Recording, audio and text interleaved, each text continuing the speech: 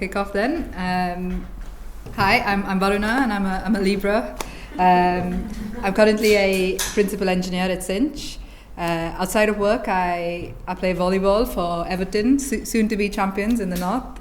I also spend a lot of time losing at board games to my partner. I want to start by saying really what a privilege it is to be speaking to you folks today. I think Code Your Future is a brilliant program. Like Farhana said, I've obviously worked with one of your graduates, so can really attest to the quality of engineers that the program produces. I'm just going to do a quick scan of the room so that my talk makes sense to you guys. Can you raise your hand if you are currently on your Code Your Future course at the moment? Awesome. And if you if you're currently in your first role in tech, or you're looking for your first role in tech? Looking, yes. Okay. And if you've been in tech for a few years now? Awesome, okay. Are the rest of you Code Your Future volunteers? Yeah, awesome. Okay. Hopefully this is still useful to you. So I've been in tech for a decade now, and I absolutely love it. For me, it strikes the right balance between being fun but also challenging. It's super rewarding, and there's a real community feel around tech, particularly in the Northwest, that I absolutely love. There's this theory called the Dunning-Kruger effect. It talks about how your confidence changes as you learn more. It says when you go from knowing absolutely nothing to knowing a little bit, your confidence skyrockets. And then as you know a little bit more and a little bit more, you realize, wow, there's so much more for me to learn, and it takes a little bit of a dip. At some point that levels off and you become comfortable not knowing. I've been through this journey. To be honest, I am still very much going through this. I started my first job at a small affiliate marketing company. My first task in this new role was to build a cabinet, an IKEA cabinet that would sit under my desk. At this point, I had very little training as an engineer, and I had even less skill with the screwdriver. So I figured it's only going to get better from here. I worked with .NET in the .NET world. I built upon 3 monolithic systems: a website, a desktop application back in those days, and a back-end web service. At this stage in my career, I really found the benefit of working for a smaller company. You really just get thrown in the deep end. Within the first couple of weeks of being an engineer, I was deploying code to production. So it's a really, really good way to learn. But that also meant that in a few months, I was also deploying my first bugs to production. I remember that first one really well. I'd built a scheduled email, but forgot to mark the email as sent once it had actually been sent. So I sent 9,000 customers the same email every hour for 4 hours before we even realized that something was wrong. It's not quite Viewgate. I'm very glad at this point that I didn't have access to take down the cinemas. But like I said, it's a good way to learn, even if you're learning what not to do. So 4 years in, I felt really confident. I felt comfortable. I knew what I was doing, and I think I was at the peak of the ignorance on that confidence curve at this point. And I just happened to push myself a little bit and start looking to see what else was out there. That saw me start my second role in tech. It was at a larger e-commerce company, and in this job I had to switch between writing Java and C# code depending on the task that came to me. I'd not used either of these languages before, except for a little bit at university. So this was really intimidating, but what I found fairly quickly is that programming languages are super transferable. Those skills transfer from language to language. So I was very quickly able to write good enough code that got the job done, and it took me a few months to get comfortable in the environment and understand the intricacies of each language before I was writing good quality code or efficient code. So that's how I moved through the graph at this point. I recovered from the dip of of having switched roles, and I felt that coding was easy as I can code anything now. And it was at this company that I met a senior colleague who became my mentor. I honestly cannot stress enough the value of having a consistent mentor who you speak to regularly, who understands the professional journey that you've been on. This mentor in particular, he helped me shift my mindset from what it meant to be a junior or a mid-level engineer to what it means to be a senior engineer and beyond. I don't know if you have any thoughts in the room. What do you think the difference between a mid-level engineer and a senior engineer could be? When I practiced this talk earlier, my partner said they get paid more. It's not that. Discernment. Say that again, sorry? Discernment. They are? Discernment. They can discern the difference between good solutions, good tools. Yeah, that's a good one. Having the experience to tell between what's working and what's actually good. What my mentor told me was that it's about wanting to and being able to multiply the value that you have. So as a junior or mid-level engineer, you're focused on getting the job done and doing it well. As you progress as a senior engineer, of course, you still want to get the job done and do it well, but you want to start thinking about how you can enable others and bring them on that journey. So you want to be having more impact than you can produce with your two hands. And so then as I became a technical lead, my job became more about architecting systems and setting teams up, but also coaching and mentoring and preparing individuals to kind of stand on their own 2 feet and set them up for success. That's when I learned about this, that's a bit blurry, this concept of servant or situational leadership.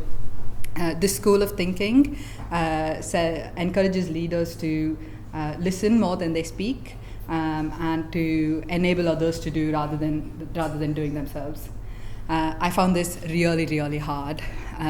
Up till this point in my career, I'd sort of pushed and elbowed to make my voice heard and stand out from the crowd.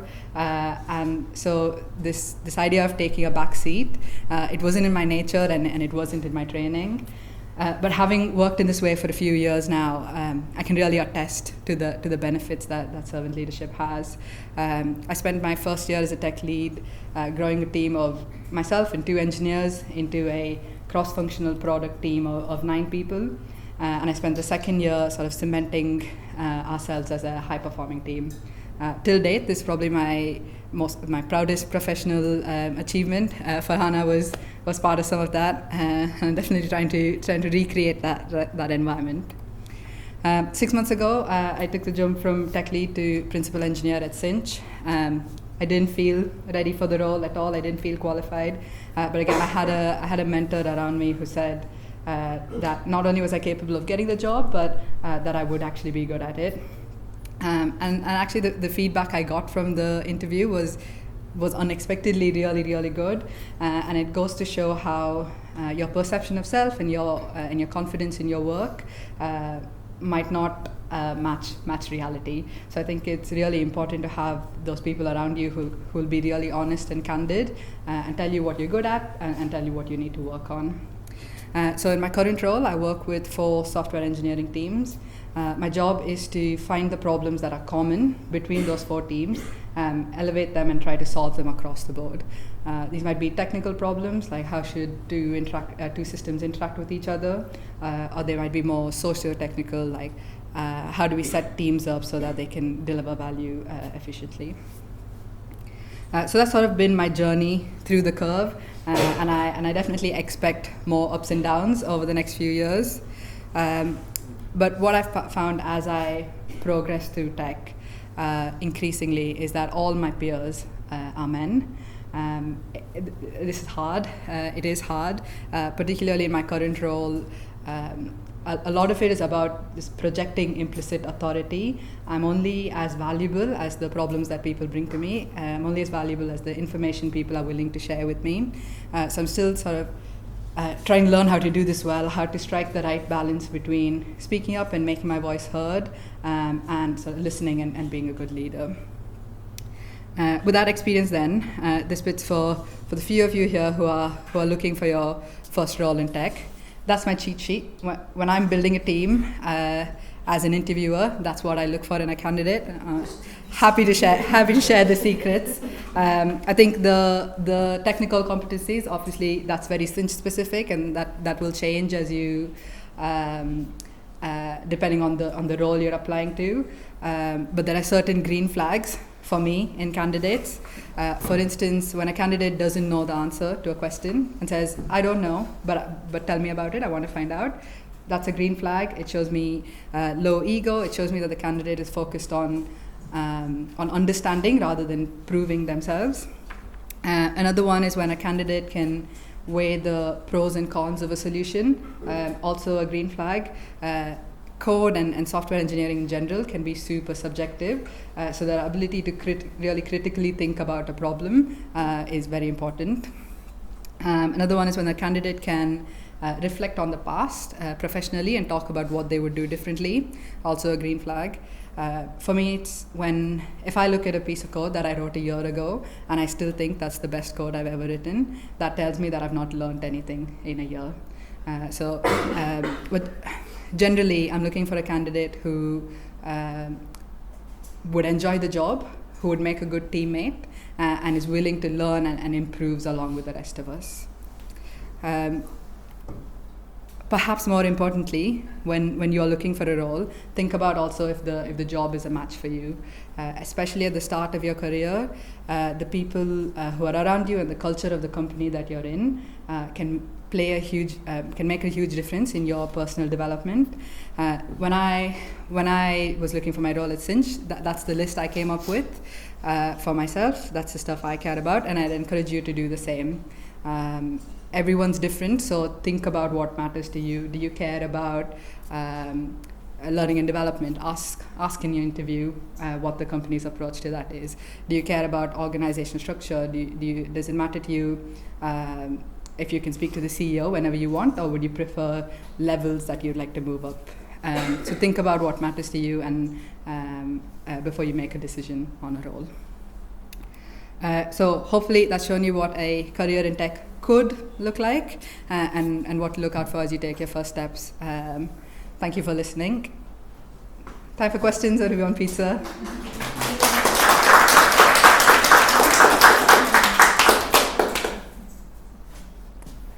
I just wanted to ask, so I have had a couple of roles as an engineer, but I've always stayed at the same company. Okay. How did you know when to move from one company to another, like when to move from one role to another? Sure. Okay. I think it was different for me for the two times that I've moved. Really, moved companies anyway.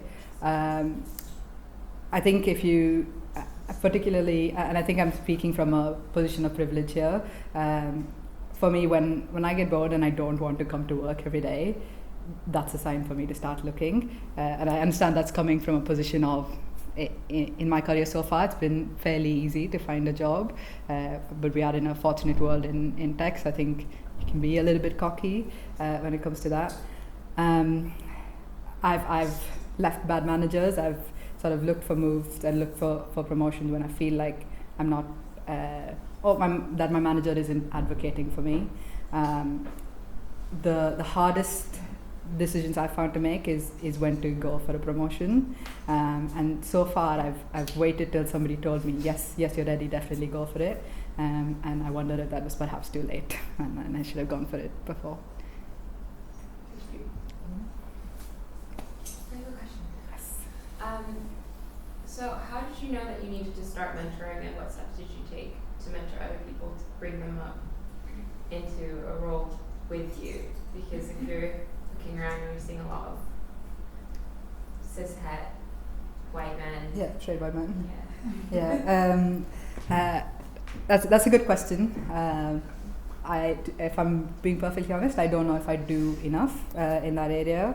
I think most of the people I've mentored have been people I've line managed or have been in the team that I've been in, such as Farhana. Farhana joined my team, but then we've mentored that.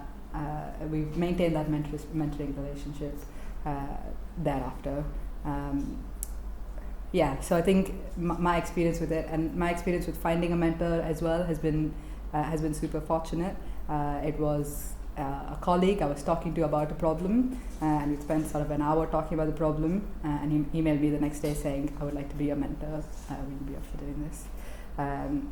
Yeah, so I have reached out to a couple of female engineers at Cinch. No one has really taken me up on it. I don't know if that says more about me and my approach or not. I guess you might be a better place to answer that, Farhana. I don't know. In terms of what, sorry? In terms of how you find a mentor and what I could do For to me, to be better. You've been my, like, after Code Your Future, Varuna has been my only mentor so far. And I think for me it's like, because I've never had a female mentor before, it was being able to relate to that person and being able to look at all the stuff that you've achieved and look at, wow, that's amazing, and just getting that help and building that relationship, that how can I sort of like benefit and how can I sort of like, because obviously when you look up to someone, you want to sort of like follow the footstep and try to find your own direction as well, but get some guidance about how this can be done, that shattering the glass ceiling and all of that. So yeah, that makes makes sense. sense for me. I guess to not to like throw it back at you, but I think it'll be helpful for me to know from your point of view, from your experience at Code Your Future, what could I do? Like how could I help sort of uplift and change the look of my peers? I actually think you're being too hard on yourself. I think that, most women are too hard on ourselves about what we're doing and what we're giving to people and what we're getting back to people. It's not nearly enough than what they could be giving us. Yeah. And, I think that you're doing is fine. Okay. Yeah. I've heard Quick validation. About you a ton of times, so I know that you're doing this fine. And I think that as long as you keep learning and growing in yourself, and as long as you're willing to share that and give honest and good feedback, not just, hey girl, you're doing great. Yeah. Look at you, boss babe, go for it. As long as you're giving that honest feedback, because you know what it's like to be in a room with a bunch of men who probably think that they're better than you when they're just mediocre mayonnaise. Yeah. Yeah. So you're doing that. Why not?